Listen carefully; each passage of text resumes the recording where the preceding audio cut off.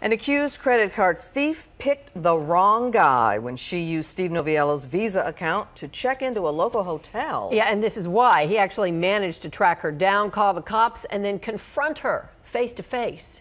You picked the wrong guy. If you've ever felt ticked off, I didn't pick you, huh? ripped off, Who did? or feared fraud, this is your moment. Who picked me, Farrah? A face-to-face encounter with the person accused of stealing your credit card information. Are you Farrah? This is Farrah Parks, and she's accused of stealing mine. Credit card numbers get stolen many different ways. How did the cops know? I tipped them off. Thanks to a fraud alert I placed on my account, I got this notice that someone may be trying to use my Visa card to pay for a room at the Hilton Garden Inn in Richardson. Fortunately, the people that used your credit card, they stayed at the hotel. And that chance to track them down is what prompted me to investigate. After I contacted Visa, I called the Hilton, explained the situation, and asked if anyone had checked in using my name. The clerk said no. So I asked him to run my credit card number against any recent payments.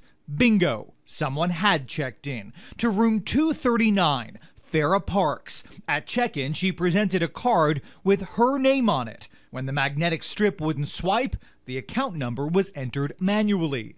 Turns out that account number was my account number. It takes a special kind of person to actually manufacture a credit card. You have to have special equipment for that. It's all spelled out in this police report. I called the cops, sent them to her room. We were able to go there. The people were still at the hotel. And headed to the hotel. I'm not Skip. I'm Steve. Nice to see you. What's going on? To try and meet her. I would love to be able to chat with these folks. Is that possible? Probably not at this time. While I couldn't get permission for police to facilitate a meeting, this was all happening in a public space. So, armed with my iPhone and that room number, 239, I went upstairs and waited for Farrah to come to me. Did you use my credit card to check into your room? Your credit Are card? you Farrah? I am Farrah, but I do not use a credit card. I use a card with my name on it. How did you pay to get into the room? I'm not gonna... Can you help other consumers by letting us know how you did this? Did you use it online? I actually got it from TV. Where'd you get it? I'm not gonna talk about it. I'm hoping you can help me to protect other people from this happening to them too. We got a quick ride down, Farrah. I'd love your help. I've got charges with your name on it for your room for 3 days. I'd love for you to be able to help me, Farrah. Where are you from? Are you local? I just made bad choices on the road. Okay, I appreciate your apology, and I'm just hoping you might be able to help me. I'm gonna come and make a request to visit you after you get arrested and we can talk, okay? Farrah declined my request for that jailhouse interview. I was hoping she might shed some light on what made me, a guy who makes a living protecting consumers, a good mark, and how did she get my number? Anybody can be the victim of identity theft or credit card abuse. I mean, we've had employees here at the police department that have become victims. The fact is, we're all targets. As long as we use credit, we can only minimize risk. ID theft can happen at any time. But the chance to meet the person who's gained access to your account, that You picked the wrong guy. comes only once.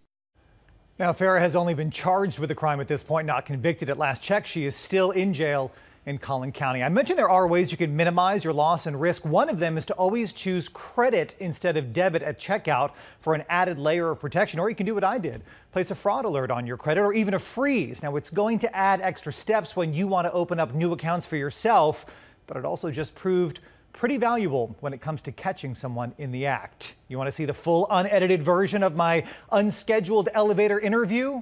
A link is right now on my Facebook fan page, facebook.com/SaveMeSteve. That was incredible to see that playing out on camera, Steve. You mentioned, okay, she had an actual credit card with her name, but it was your account, but the magnetic strip didn't work. That was an important part of this, You know, it's right? interesting. It allows her to use the card in person with very little additional information. She presented what was essentially her card, her name, her ID, all to the clerk.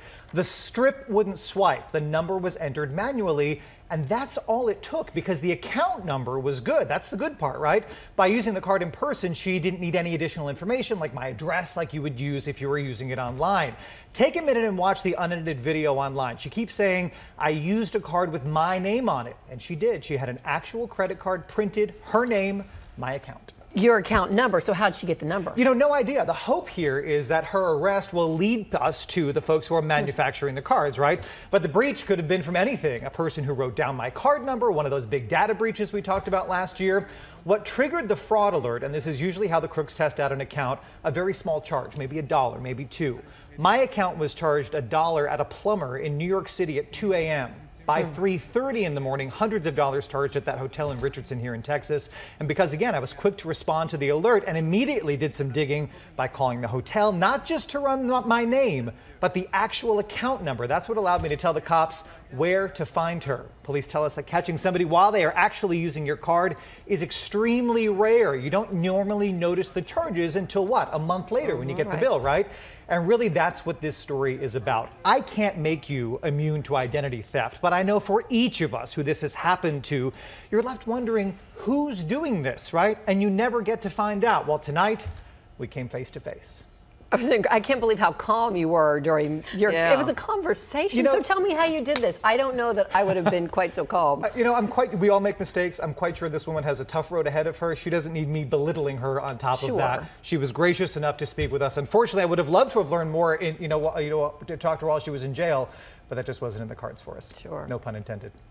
Incredible story, Steve. Thank you. Yep.